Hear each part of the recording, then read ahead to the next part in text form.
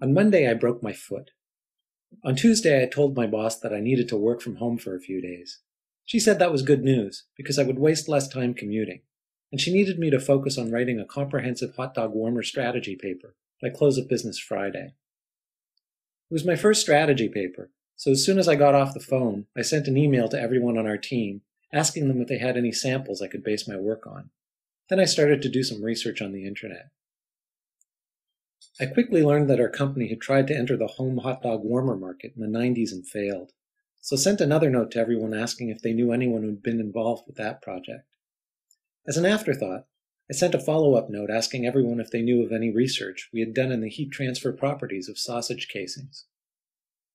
At around midday, one of my teammates sent me a sample antifungal cream strategy paper, and I started editing it to fit my needs.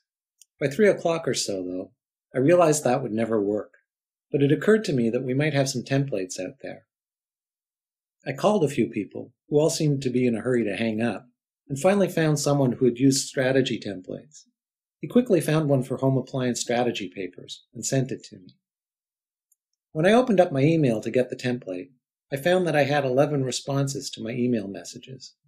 5 of them expressed surprise that I'd never heard of Chorizo Riojano, the sausage researcher in our Spanish lab, whose seminal work in intestines and synthetic casings was world famous. And 6 told me to stop sending so many annoying email messages about stuff they knew nothing about. That night, this guy from the office, who knows about cool things, dropped by my house to see how I was. I told him that I was beginning to realize how many times a day I look up from my desk and ask quick questions to the people around me, and how annoyed people were with me already for all the emails I was sending.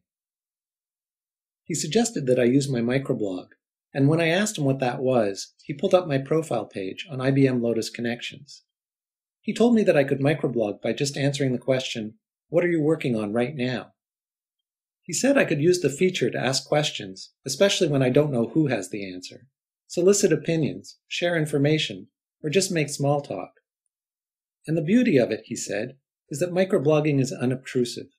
People only see your messages when they check connections, and can easily answer posts when they haven't answered, or ignore them when they don't. What's more, people can see if a question has already been answered, and don't waste time responding again. I updated my microblog, then asked him who would see it. He told me that anyone in the company could see my post, but that I could add people to my network if I wanted to make it easier for us to follow each other's microblogs.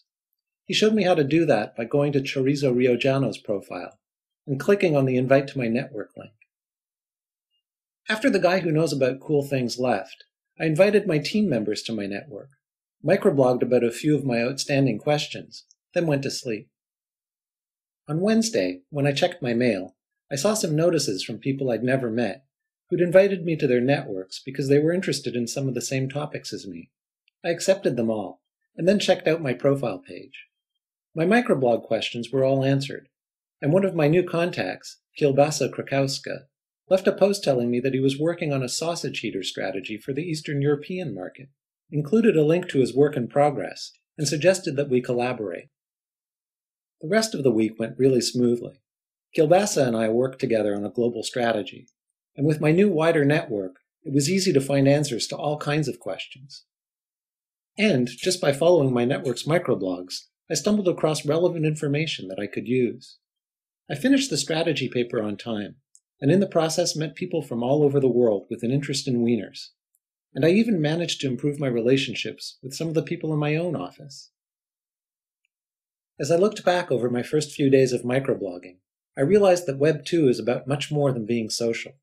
It's about building broad networks around business interests and helping each other succeed.